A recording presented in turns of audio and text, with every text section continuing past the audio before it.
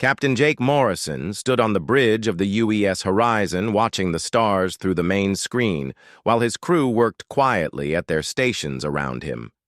The deep space exploration vessel had been traveling for 3 months now, searching for new worlds and resources for Earth, but today felt different somehow. Dr. Lisa Grant looked up from her science station with excitement in her eyes and called out to Jake that she was picking up strange energy readings from a nearby star system.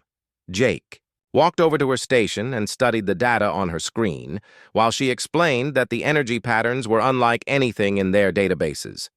The readings showed signs of advanced technology far beyond anything humans had ever encountered, which meant they might have found their first alien civilization.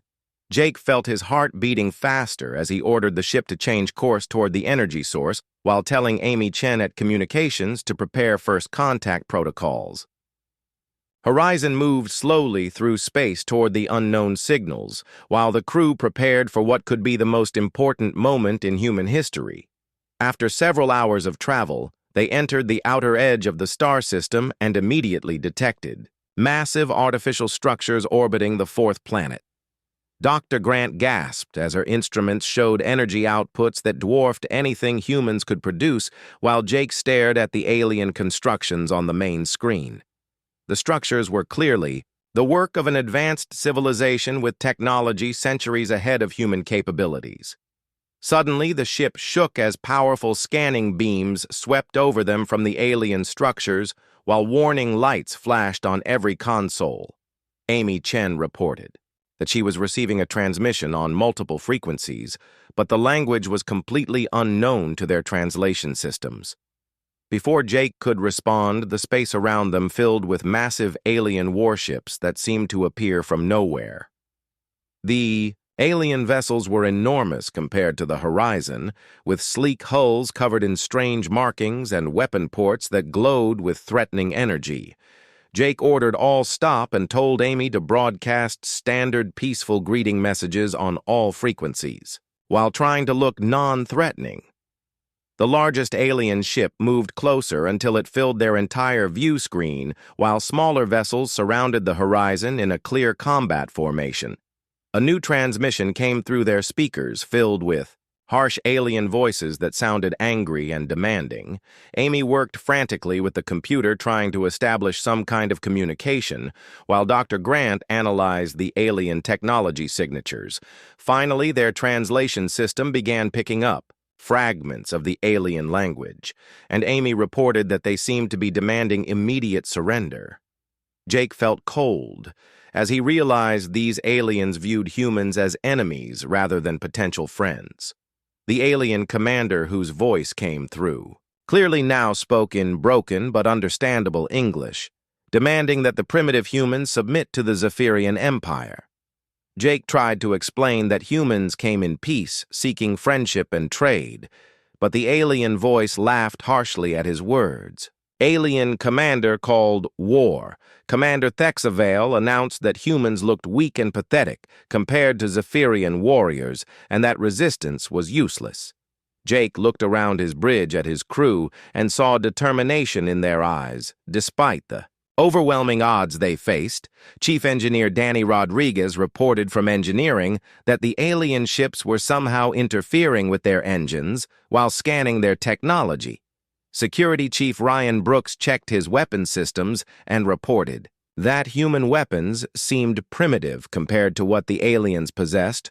War Commander Thexval announced that he would demonstrate Zephyrian power to show humans how foolish resistance would be, a bright beam of energy shot from the massive alien warship and struck the Horizon, causing the lights to flicker and the engines to shut down completely. Danny called from engineering that their main power systems were damaged but not destroyed, showing that the aliens could have easily killed them. All the alien commander laughed again and announced that humans would now surrender their ship and prepare to become slaves of the Zephyrian Empire. Jake gritted his teeth, knowing that surrender meant the end of human freedom and possibly the destruction of Earth itself.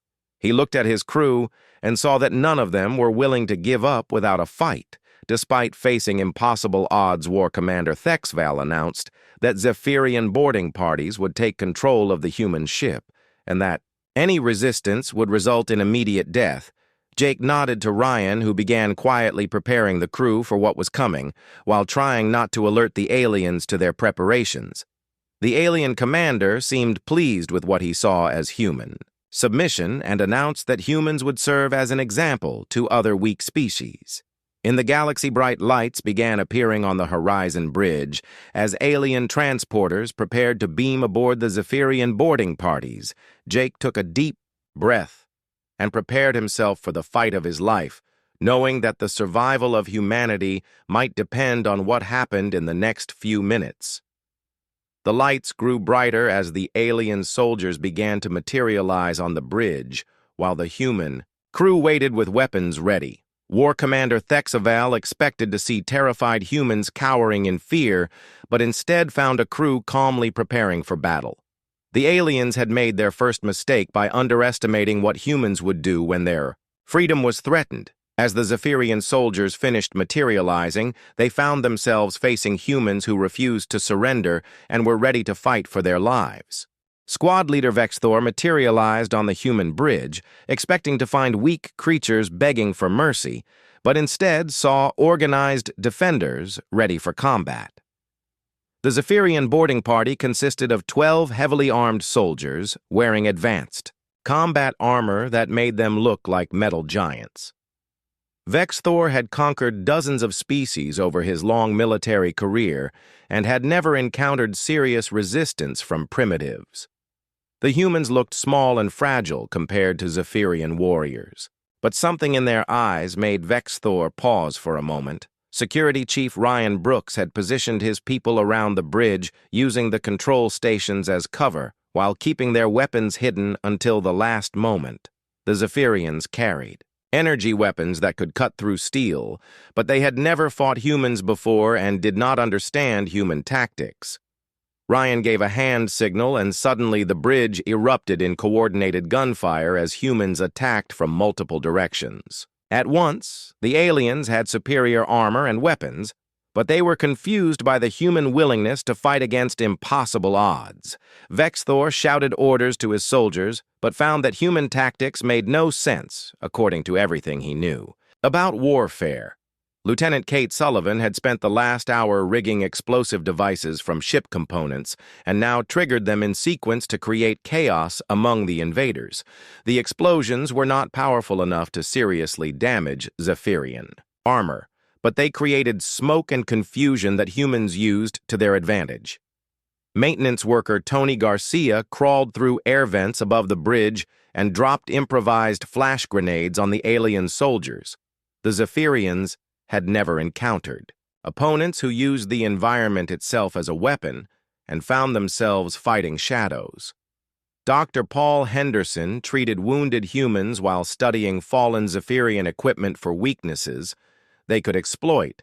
Ryan noticed that the aliens moved in predictable formation patterns and began directing human fire to exploit these tactical blind spots. The Zephyrians were individually stronger and better armed, but they had grown used to enemies who fought conventionally. Humans did not fight.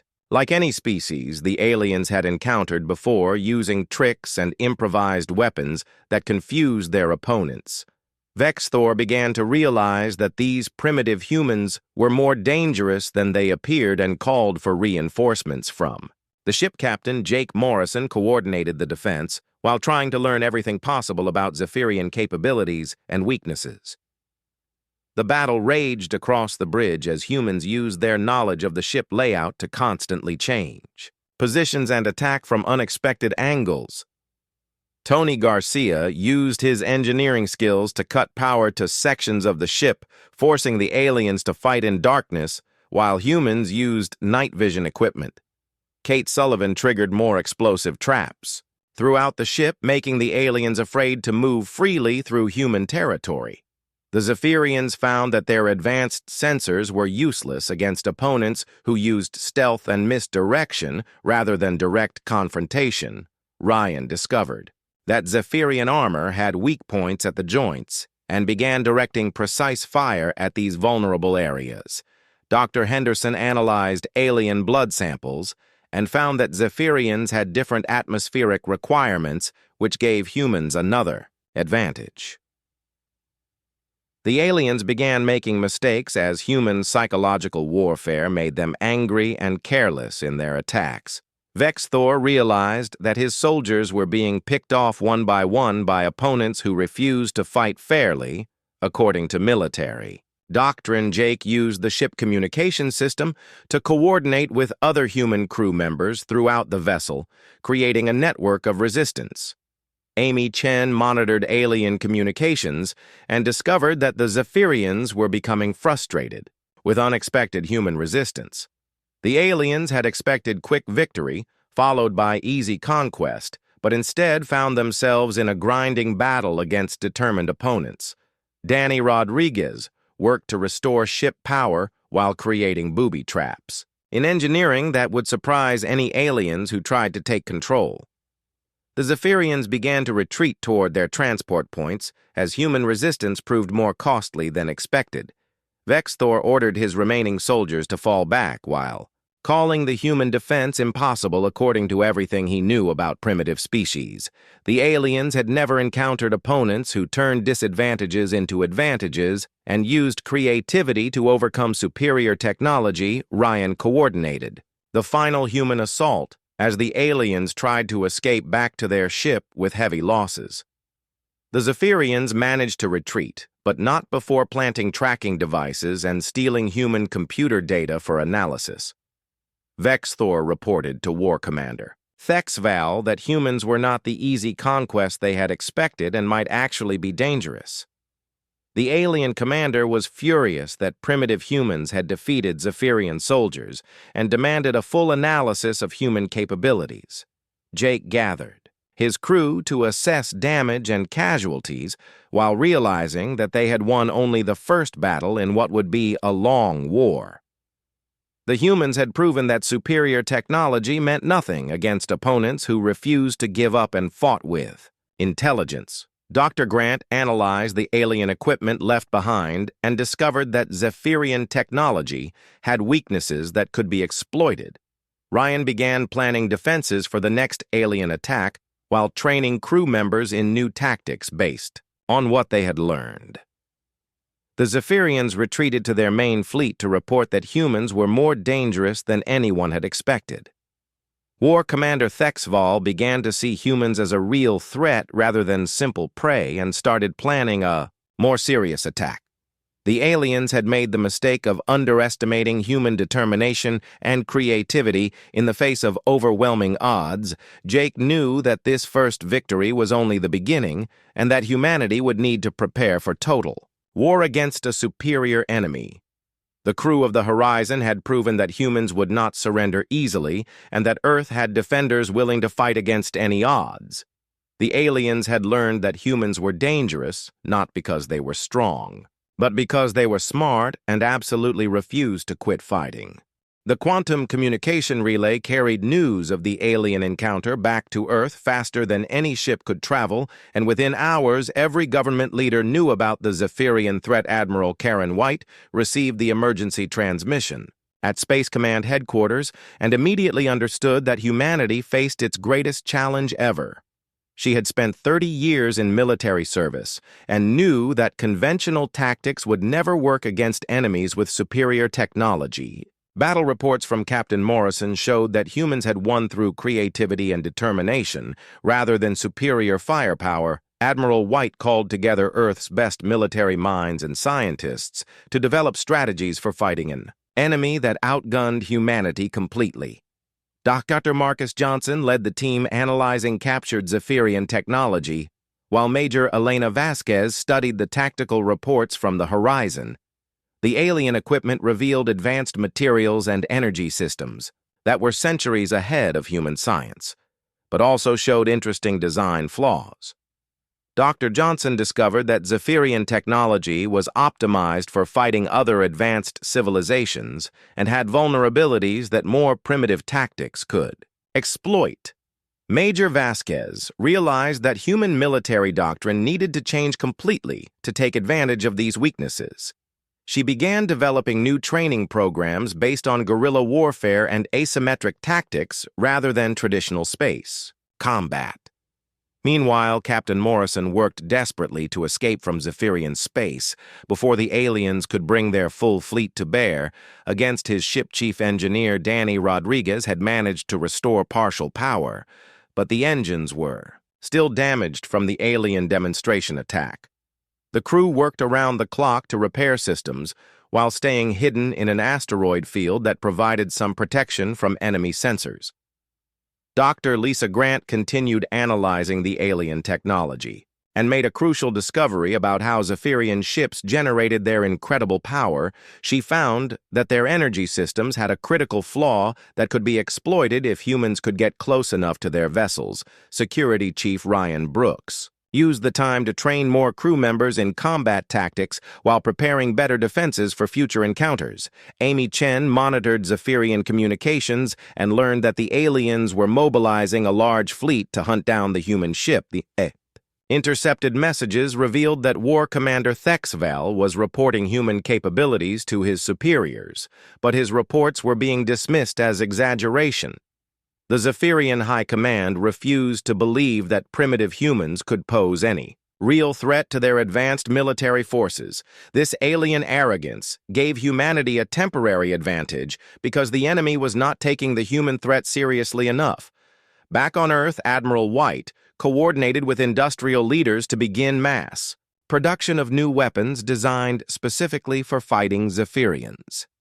The human approach focused on quantity over quality, since Earth could not match alien technology, but could potentially overwhelm them with numbers.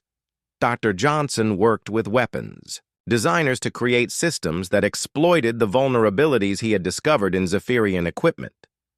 Major Vasquez established training centers where human soldiers learned to fight opponents with superior technology and armor. The new tactics emphasized mobility, stealth, and psychological warfare rather than direct confrontation with enemy forces. Human engineers began designing ships and weapons that looked primitive but contained hidden capabilities that aliens would not expect. Admiral White knew that humanity's only hope was to make the aliens underestimate human capabilities until it was too late. Captain Morrison finally managed to escape Zephyrian space, but not before his crew planted several hidden monitoring devices on enemy installations. The escape itself was a masterpiece of human ingenuity, as Danny Rodriguez modified their engines using principles that Zephyrian engineers had overlooked. The modifications allowed the Horizon to travel faster than Zephyrian ships expected while leaving a false trail that confused enemy pursuit. Dr. Grant's analysis of alien technology revealed that the Zephyrians had become dependent on their advanced systems and had lost the ability to improvise. This dependency meant that humans could potentially defeat them by using tactics that bypassed or confused their technological advantages. The human crew worked together to survive in ways that amazed even themselves, proving that cooperation was another human strength. Ryan Brooks discovered that human psychological warfare techniques were completely unknown to the aliens who expected straightforward military confrontation. The Zephyrians had conquered so many species through technological superiority that they had never learned to fight creative opponents. Amy Chen found ways to intercept and decode alien communications, giving humans intelligence advantages that the enemy did not suspect. Tony Garcia proved that human maintenance workers could be just as valuable as soldiers when fighting in familiar territory. Dr. Paul Henderson showed that human medical knowledge could be turned into tactical advantages when treating both friends and enemies. The crew of the Horizon had become a symbol of human resistance, and their escape inspired other ships to prepare for the coming war. Captain Morrison sent detailed reports to Earth describing everything his crew had learned about fighting Zephyrian forces. His tactical analysis became the foundation for human military planning as Earth prepared for total war against a superior enemy. Admiral White used this information to develop a comprehensive defense strategy that played to human strengths while avoiding direct confrontation. The plan involved making The aliens think humans were weaker than they really were, while preparing devastating surprises. Dr. Johnson completed his analysis of Zephyrian technology and began developing weapons that could exploit every weakness he had found. Major Vasquez finished training the first groups of soldiers in anti-Zephyrian tactics and began expanding the program across all human military forces. Earth's industrial capacity shifted to war production as humanity prepared to fight for its survival against overwhelming odds. The aliens, meanwhile, continued to underestimate human capabilities and planned what they thought would be an easy conquest. War Commander Thexval assembled a conquest fleet, but his intelligence about human capabilities remained incomplete and inaccurate. The stage was set for a confrontation that would determine whether humanity survived or became another conquered species in the Zephyrian Empire. 6 months after first contact, the Zephyrian Empire had mobilized the largest conquest fleet in their history under Supreme Admiral Kethmar, who viewed humans as an interesting challenge. War Commander Thexval served as his tactical advisor, but his reports about human capabilities were still not taken seriously by the Zephyrian High Command. The alien fleet consisted of over 200 warships, including massive dreadnoughts that could destroy entire human cities with single shots supreme. Admiral Kethmar believed that overwhelming firepower would quickly crush human resistance and add another species to the Zephyrian Empire. The aliens had studied captured human technology and concluded that human weapons were primitive compared to Zephyrian energy systems. This analysis was correct but incomplete because it failed to account for human creativity and willingness to fight unconventionally. Meanwhile, humanity had not been idle during these 6 months of preparation under Admiral White's coordinated defense planning. She had rejected conventional military wisdom that said weaker forces should avoid contact with stronger enemies. Instead, Admiral White developed a strategy that deliberately drew Zephyrian forces into battles. Where human advantages could be maximized, Captain Morrison had been promoted to Commodore and now commanded a small fleet designed to look vulnerable while hiding devastating capabilities. His ships appeared to be standard human vessels but contained modifications that Engineer Rodriguez had developed based on captured alien technology. The human fleet looked weak and disorganized to Zephyrian observers, which was exactly what Admiral White wanted them to think. Dr. Johnson had completed development of weapons specifically designed to exploit the weaknesses he had discovered in Zephyrian systems. These weapons were not more powerful than alien technology, but they were designed to cause maximum disruption to enemy operations. Major Vasquez commanded ground forces trained in tactics that no Zephyrian commander had ever encountered before. Her soldiers knew they could not match alien individual combat capabilities, but they had learned to fight as coordinated teams. The psychological warfare component was led by Dr. Steve Baker, who had spent months studying Zephyrian behavioral patterns from intercepted communications. He discovered that the aliens had rigid military hierarchies that could be confused by unexpected tactics and false information. Lieutenant Colonel Nina Torres trained Special Forces units to fight in environments where they would be completely outgunned. Her troops specialized in using terrain and improvised weapons to defeat technologically superior opponents. The Human Defense Plan centered on the asteroid belt around Jupiter, where complex terrain would favor smaller, more maneuverable human ships. Admiral White had spent months preparing hidden bases throughout the belt while making it appear that humans were simply mining asteroids. The Zephyrian fleet approached the solar system expecting to find desperate human defenders making a hopeless last stand. Supreme Admiral Kethmar was pleased to see human ships retreating toward Jupiter rather than attempting to defend Earth directly. This apparent cowardice confirmed his belief that humans were weak opponents who would collapse under pressure. War Commander Thexval felt uneasy about the human retreat because it seemed too organized for a panicking enemy. He tried to warn his superior that humans might be more dangerous than they appeared, but his concerns were dismissed.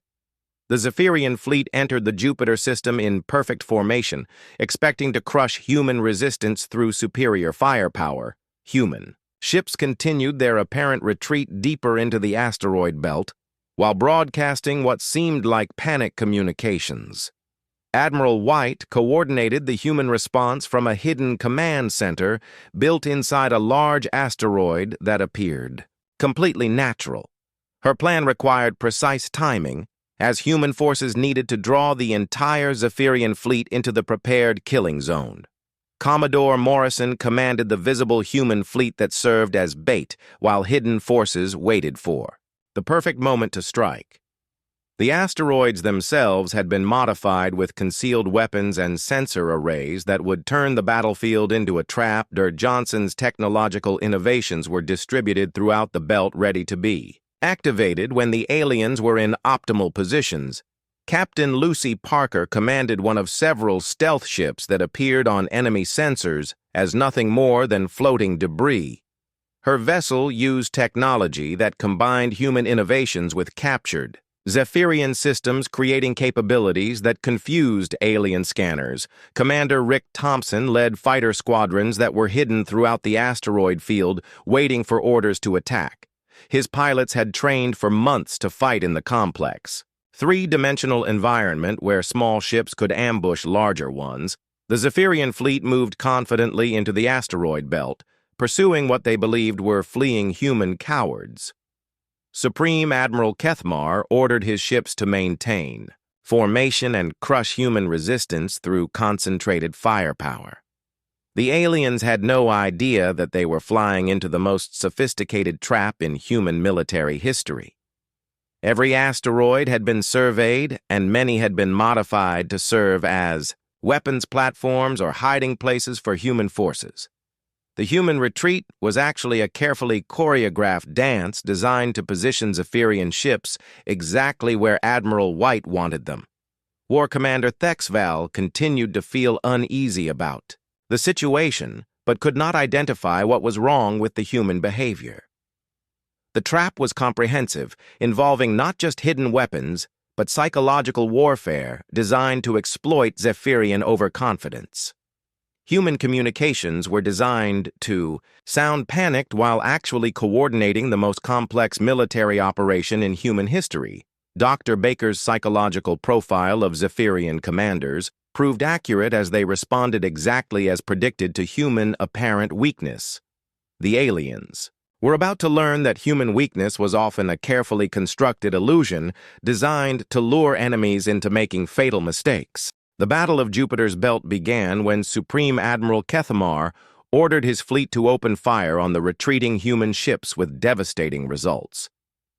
The first wave of Zephyrian energy weapons tore through human vessels that seemed to explode. In brilliant flashes of light and debris, Kethmar smiled with satisfaction as he watched what appeared to be the destruction of human resistance within the first few minutes of combat. War Commander Thexval observed the battle, but noticed that the human ship explosions looked strangely controlled rather than chaotic. The destroyed human vessels were actually deploying hidden assets throughout the battlefield while creating the illusion of total defeat. Captain Lucy Parker's stealth frigate remained undetected among the wreckage while coordinating the real human battle plan. Her ship used technology that made it appear as floating debris while actually serving as a command center for hidden forces. The Zephyrian fleet advanced confidently through the asteroid field, believing they had already won the battle. Supreme Admiral Kethmar ordered his ships to pursue the remaining human vessels deeper into the belt to complete their destruction. This was exactly what Admiral White had hoped would happen as the alien fleet moved into the heart of her carefully prepared trap. The asteroids around the Zephyrian ships suddenly came alive with weapons fire as hidden human installations revealed themselves. Dr. Johnson's specialized weapons began targeting Zephyrian systems with precisely tuned energy bursts that caused cascading failures. The aliens found their advanced technology turning against them as human innovations exploited vulnerabilities in their designs. Commander Rick Thompson led his fighter squadrons out of hidden bays carved into asteroids to attack the confused alien fleet. His pilots used the complex terrain to their advantage, striking fast and disappearing before Zephyrian gunners could respond. The three-dimensional nature of the asteroid field gave small human ships advantages that larger alien vessels could not match. Lieutenant Colonel Nina Torres commanded ground forces that had been positioned on key asteroids throughout the battlefield. When Zephyrian boarding parties tried to capture human installations, they encountered defenders who fought with terrifying effectiveness. Sergeant Maria Santos demonstrated why humans were dangerous in close combat using tactics that alien warriors had never seen before. The Zephyrians had trained to fight other technologically advanced species, but had no experience with opponents who improvised constantly. Human defenders turned the asteroid installations into death traps using environmental hazards and improvised weapons. The aliens discovered that their superior individual combat abilities meant nothing against coordinated human teamwork. War Commander Thexval began to understand that his forces were not fighting a conventional battle, but rather a carefully orchestrated ambush. He tried to order a tactical retreat but found that human forces had surrounded his fleet. Using the asteroid field itself as cover, Supreme Admiral Kethmar refused to believe that primitive humans could threaten his technologically superior fleet. The Zephyrian commander ordered more aggressive attacks, but found that human resistance was growing stronger rather than weaker. Captain Lucy Parker revealed her ship's true capabilities as she coordinated devastating attacks on key Zephyrian vessels. Her modified systems combined human creativity with alien technology to create weapons that confused enemy defensive systems. The battle became a nightmare for Zephyrian forces as every asteroid seemed to hide human surprises. Dr. Johnson's masterpiece was a network of interconnected weapons platforms that turned the entire battlefield into a single massive weapon. The Zephyrians found themselves fighting not just human ships, but the environment itself as asteroids became mobile fortresses. Engineer Rodriguez's innovations allowed human installations to move and reconfigure themselves to avoid alien counterattacks. The psychological warfare component reached its peak as Dr. Baker's team broadcast recordings of Zephyrian defeats throughout their empire. The supposedly invincible Zephyrian military was being systematically destroyed by opponents they had dismissed as primitives. Human communications intercepted by the aliens revealed tactical discussions that made no sense according to conventional military doctrine. The Zephyrians discovered that humans did not fight like any species they had ever encountered before. Admiral White's strategy of using apparent weakness to mask actual strength proved devastatingly effective. The alien fleet found itself trapped in a three-dimensional maze where every move led to more human attacks. Commodore Morrison emerged from hiding with his reserve forces to strike at Zephyrian ships that were trying to escape the trap. His modified vessels used weapons that bypassed alien defensive systems through methods that Zephyrian engineers had never considered. The tide of battle turned completely as human innovations proved superior to Zephyrian technology. In this specific environment, War Commander Thexval finally convinced Supreme Admiral Kethmar that they were facing opponents who fought by completely different rules. The aliens attempted to regroup but found that human forces anticipated every conventional tactical response. Human fighters swarmed around damaged Zephyrian ships like insects attacking much larger predators. The asteroid field became a graveyard for alien vessels, as human creativity overwhelmed Zephyrian technological advantages. Supreme Admiral Kethmar realized that his supposedly easy conquest had become a fight for survival. The Zephyrian Empire was learning that humans were the most dangerous opponents they had ever faced. The aliens had made the fatal mistake of assuming that technological superiority guaranteed victory against any enemy. Human forces pressed their advantage as the battle reached its climax with Zephyrian resistance beginning to collapse. The galaxy was about to witness the impossible as primitive humans defeated the most advanced military force in known space. Supreme Admiral Kethmar watched in horror as his magnificent fleet was systematically destroyed by opponents he had dismissed as primitive weaklings. The Zephyrian Empire had never experienced defeat on this scale, and the Admiral struggled to understand how humans had achieved the impossible. War Commander Thexval finally understood what his people faced as he watched human tactics that made no sense according to military doctrine. The humans refused to fight fairly and turned every disadvantage into a weapon against their technologically superior enemies. Admiral White revealed the full extent of human preparation as hidden installations throughout the asteroid belt coordinated devastating attacks. The apparent chaos of battle was actually a carefully orchestrated symphony of destruction conducted by human strategic genius. Commodore Morrison commanded the final assault as Zephyrian resistance collapsed under pressure from opponents who simply would not quit his crews, had learned to fight with a creativity and determination that alien warriors could not match or understand. The asteroid field had become a three-dimensional battlefield where human knowledge of irregular terrain proved absolutely decisive. Engineer Rodriguez's masterpiece was revealed as a network of mobile installations that could reconfigure themselves to meet any threat. The Zephyrians found themselves fighting an environment that changed constantly to favor human forces while disadvantaging alien tactics. Captain Lucy Parker's stealth ship emerged from hiding to coordinate the capture of the Zephyrian flagship itself. Her crew boarded the alien vessel using tactics that confused Zephyrian defenders who had never faced such unconventional opponents. The psychological warfare component reached its climax when Dr. Baker's broadcasts convinced many Zephyrian ships to surrender rather than face destruction. The supposedly invincible empire was learning that human weakness had been an illusion. Designed to lure them into a trap, Supreme Admiral Kethmar attempted one final desperate gambit by targeting Earth itself with his remaining weapons. He believed that threatening human homeworld would force the defenders to negotiate rather than continue fighting. Admiral White had anticipated even this possibility and revealed that Earth's defenses were far stronger than the Zephyrians suspected.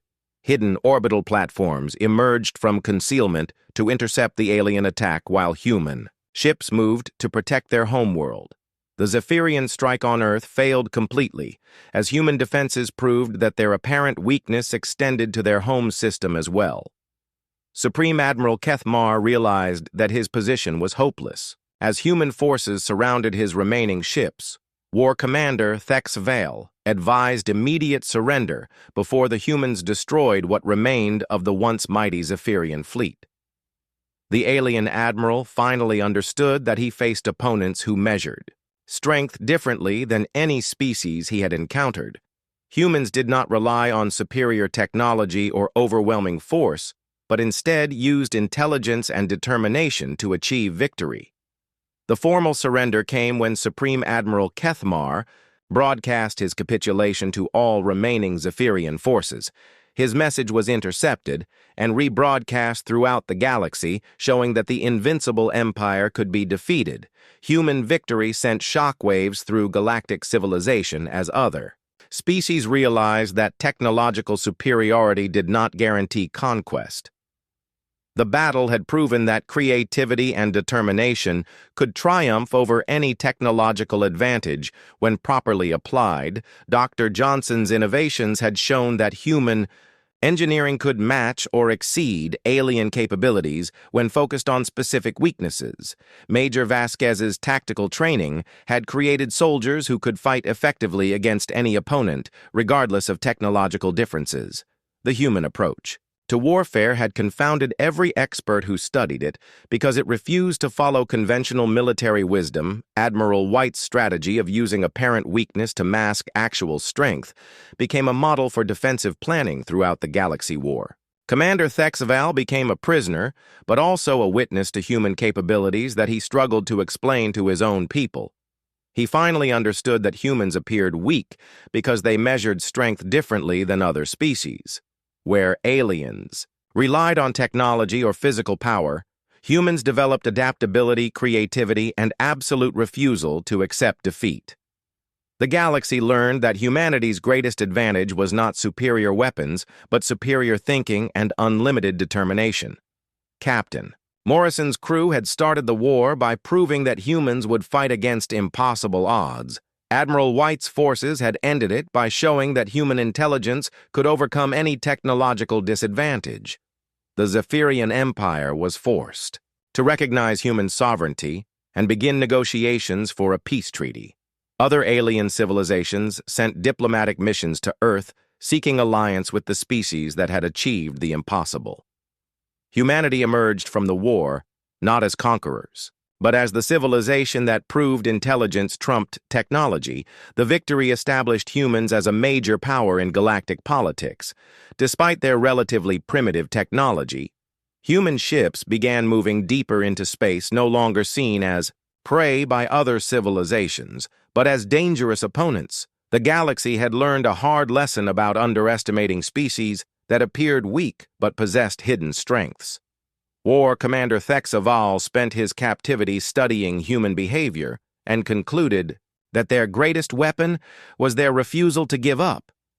He wrote reports about human capabilities that became required reading for military officers throughout the galaxy. The Battle of Jupiter's Belt became legendary as proof that any enemy could be defeated through proper application of intelligence and creativity. Humanity had shown that apparent weakness could mask incredible strength when combined with unlimited determination to survive. The war ended with humans victorious, not because they were stronger, but because they were smarter and absolutely refused to quit. The galaxy would never again make the mistake of assuming that technological primitives could not pose serious threats to advanced civilizations. Human victory proved that the most dangerous opponents were often those who appeared weakest but possessed the greatest determination to win.